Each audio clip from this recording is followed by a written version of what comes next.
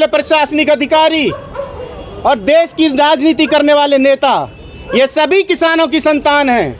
ये कृषि प्रधान देश है और आज किसानों को हम मरने नहीं देंगे। उनके समर्थन मूल्य, उनकी न्यूनतम समर्थन मूल्य का हम सब समर्थन करते हैं। किसान भाई, किसानों की औलादें, हम वकील भाइयों ने ये आज प्रण लिया है। आज ये सांकेतिक धरना 1 नंबर गेट पे अभी हम करने जा रहे हैं और इसके माध्यम से भारत सरकार को हम ये मैसेज देना चाहते हैं कि किसानों के साथ अत्याचार मत करो। किसान इस देश का नागरिक है, इस देश का अन्नदाता है। अगर आप किसी को कुछ पूछना चाहते हैं तो आप पूछ सकते हैं। किसान जवान जिंदाबाद, जिंदाबाद जिंदाबाद। किसान जवान जिंदाबाद, जिंदाबाद जिंदाबाद। किसान जवान जिंदाबाद, जिंदाबाद जिंदाबाद। सर, आपके किसान नेता जो अजीत जी थे, वो तो अपनी बात से मुकर रहे हैं, वो तो किसानों के साथ शामिल ही नहीं हो रहे हैं। देखिए, कोई नहीं मुकरा है, कोई नहीं मुकरा है। सबका कहने का तरीका अलग है। किसानों की मांग से कोई नहीं मुकरा। आपके पास कोई मैसेज है कि किसानों की एमएसपी की मांग से कोई मुकरा है? उन्होंने मोदी जी का समर्थन किया है। जनाब, मोदी जी का हम कहाँ विरोध कर रहे हैं? हम तो निवेदन कर रहे हैं उनसे कि किसानों के पेट की चिंता करो। किसान मर रहा है, आत्महत्या कर रहा है। किसान 100 रुपये लगाता है तो उसको 50 रुपये मिलते हैं। 50 रुपये का वो कर्जदार हो जाता है और ये कर्जदार बनते बनते बहुत बड़ी रकम हो जाती है उसके लिए, जो उसको अपना जीवन खोना पड़ता है जिसको भरते भरते। यही भारत सरकार कहती है हम 10 लाख करोड़ की योजनाएं चलाते हैं, 10 लाख करोड़ रुपए का प्रतिवर्ष किसानों को फ़ायदा पहुंचाते हैं। लेकिन किसान कहते हैं कि हमें 10 लाख करोड़ के फ़ायदे नहीं चाहिए, कोई हमारे लिए योजनाएं मत बनाओ। सिर्फ आप एमएसपी की गारंटी दे दो, उसके ऊपर कानून बना दो कि हमारे समर्थन मूल्य से नीचे पर हमारी अनाज की बिक्री नहीं होगी। जब उनकी सुनी तो जा नहीं रही है, उनके ऊपर गोले बारूद डाले जा रहे हैं। सुनी जाएगी, हम लोग उनके साथ हैं। ये बताइए, जयंत चौधरी के साथ आने से क्या उत्तर प्रदेश का किसान आपस में बट नहीं जाएगा? सर, जयंत चौधरी अकेले रह गए, पूरे किसानों ने उनका साथ छोड़ दिया। उनको जाट कम्युनिटी का समर्थन नहीं है।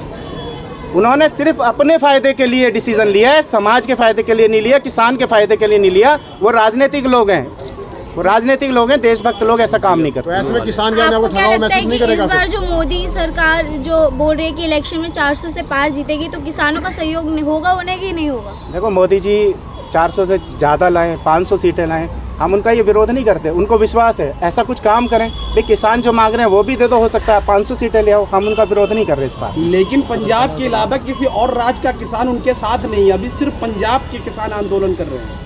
अभी तो ये अंगड़ाई है, आगे और लड़ाई है। अच्छा, एक सवाल ये है कि डॉक्टर स्वामीनाथन आयोग क्या है?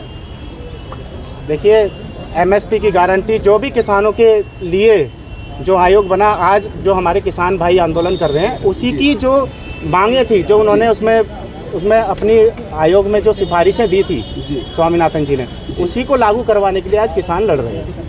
उसी में एमएसपी गारंटी भी उसी का एक अहम हिस्सा है, जिसके लिए हम यहाँ लड़ रहे हैं। चुनाव की वजह से जानबूझकर कर रहे हैं ये कांग्रेस गठबंधन वाले ने भड़का कर लाए हैं। सर, ये पहली बार हुआ है देश में। आज आप कुछ मांग करने लग जाओ, पत्रकार बंधु भी तो मांग कर रहे हैं, आपकी आवाज़ भी तो दबाई जा रही है। बहुत सारे यूट्यूब चैनल्स को बंद किया जा रहा है। आप देखिए, आपकी आवाज़ भी दबाई जा रही है, आपको मजबूर किया जा रहा है। तो आप भी किसी से प्रेरित होंगे, किसी से पैसे ले रहे होंगे। अगर सरकार आपकी ये किसानों की मांगे नहीं मानती है तो कब तक आप ये आंदोलन करते रहेंगे? जब तक जीवन है ये आंदोलन चलेगा। जी, ये बताइए, खालिस्तानी समर्थक के नारे लग रहे हैं, उस पर क्या कहना चाहेंगे आप? किसानों बैठे उग्रवादी हैं। सर, किसान जो है, किसान कोई खालिस्तानी के नहीं लगा रहा नारे। ये जो किसानों के बीच में कुछ लोग ऐसे पहुंच जाते हैं, यहाँ भी आ सकते हैं वो लोग जो हमारे पीछे बैठ के ऐसी बात बोल सकते हैं। तो वो लोग किसानों के समर्थक नहीं है, वो किसान भी नहीं है। वो लोग हैं जो पूंजीपति लोग पैसे देके भेज देते हैं और इस तरह के संगठन को, इस तरह संघर्ष को खराब करना चाहते हैं। क्या लग रहा है, फिर हिंसा होगी तो फिर किसान आंदोलन में फिर आरोप? किसान कोई हिंसा नहीं करता। एक चल रहा है ये आप जो कर रहे हैं कि खालिस्तान वाली बात। सिख कम्युनिटी एक ऐसी कम्युनिटी है जो हमेशा समाज के लिए जो सेवा का कार्य करते हैं। आप किसी भी गुरुद्वारे में कभी भी चले जाइए, हमेशा लगातार लंगर चलते हैं। और कोरोना काल में इस कम्युनिटी ने कितनी सेवा की है, पूरे भारतीय सब लोगों ने सेवा की। लेकिन सिख कम्युनिटी एक ऐसी कम्युनिटी है जो हमेशा सेवा करती है। और आज हमारे सिख किसान पंजाब से जो आ रहे हैं, तो आप उनको ऐसे शब्द कह करके ना बोले। आपने उनकी मांगे माननी है नहीं माननी है वो आपका विषय है, लेकिन किसी को आप कुछ किसी के हित में बोल रहे हैं, आज हम उनके समर्थन में खड़े हैं तो हम विरोधी हो गए, हम आतंकवादी हो गए या हम देश विरोधी हो गए? आज अगर आज सरकार ये कृषि प्रधान देश है, आप किसी के सबके बाप दादा कृषि प्रधान देखिए, पूरे देश में हम रहते हैं। आपके पिताजी कभी न कभी किसान रहे होंगे, पूरे दादाजी रहे होंगे। दिल्ली में एक नैरेटिव सेट किया जा रहा है कि दिल्ली को घेरने की कोशिश की जा रही है। दिल्ली में चारों तरफ बैरियर लगा दिए, सड़कें खोद दी, कंटीले तार लगा दिए, और जो ट्रैफिक जाम हो रहा है वो किसानों की वजह से हो रहा है। क्या किसान हमारे ये देश के बैरिकेड की नागरिक वजह से नहीं हो रहा है। जो ये आ रहे हैं बॉर्डर पर, क्या हमारे भारत देश के नागरिक नहीं है? ये दिल्ली के लोगों को उनको परेशान बात कर रहे हैं। सरकार सुनेगी, सरकार को सुननी चाहिए, सरकार को उन्हें बैठने की जगह देनी चाहिए और उनका दर्द सुने। देखिए, वो क्या कहना चाहते हैं? मैं कहना चाहता हूँ, आप मेरी बात सुनिए। आप किस तरह- देखिए, किसान इस देश का अन्नदाता है, किसान इस देश का अन्नदाता है, इस देश का भाग्य विधाता है। इसको रोका जाना, समझ लीजिए वो लोग हैं जो कहीं ना कहीं किसान इस खेत का सीना फाड़ के इस देशवासियों के लिए अनाज उगाता है, पेट भरने का काम करता है। आज स्थिति जो है, अनाज उगाता है जो किसान, उसके ही बच्चों को भूखा मरने की नौबत आ गई है और सरकार नहीं सुन रही।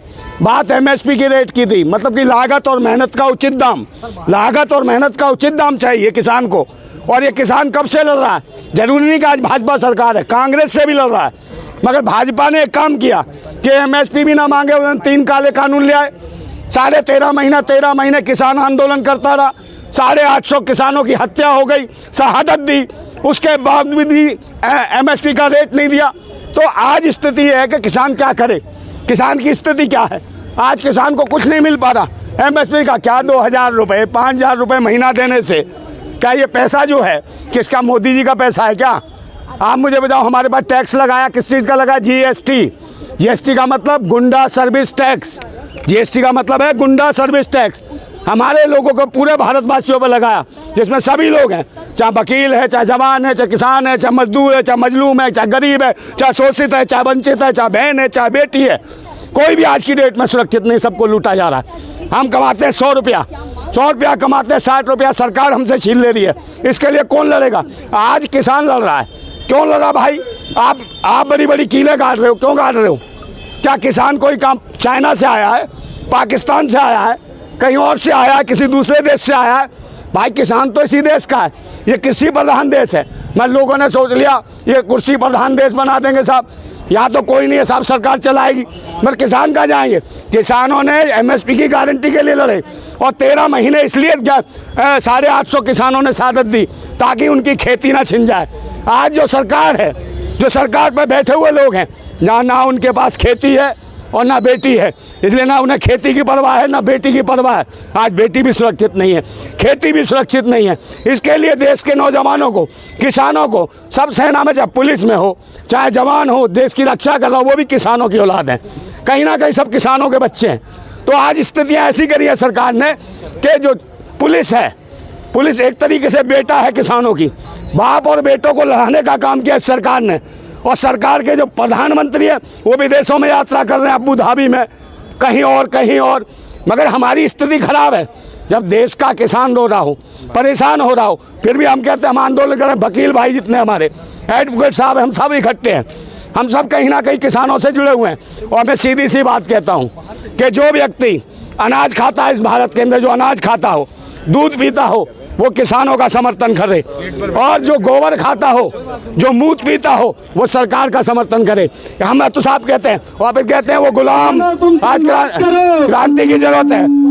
मैं एक बात कहना चाहता हूँ, वो गुलाम बड़े बुज़दिल हैं, वो गुलाम बड़े बुज़दिल हैं जो कहते हैं क्रांति बड़ी मुश्किल है, और क्रांति हर मुश्किल को आसान बना देती है।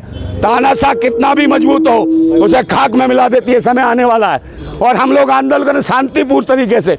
आज हमारा जो धरना है, सांकेतिक धरना है, जो एडवोकेट यूनाइटेड फ्रंट ने जो रखा है, और हम पूरी तरीके से, जब तक किसानों की लागत मेहनत का दाम नहीं मिल जाता, हमारी सरकार से कोई लड़ाई नहीं है।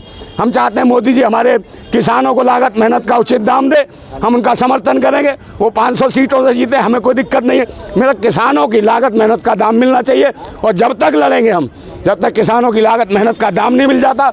हम चाहते हैं कि मोदी जी या जो दिल्ली पुलिस है किसानों को हमारे देश के अंदर आने दे, राजधानी के अंदर आने दे, अपनी आवाज़ें उठाने दे, और ये सबका एक अधिकार है। और हम लोग धरना हमारा 1 नंबर गेट पे है, बिल्कुल सांकेतिक तरीके से है, कोई हुड़दंग नहीं है, शांति प्रिय होगा।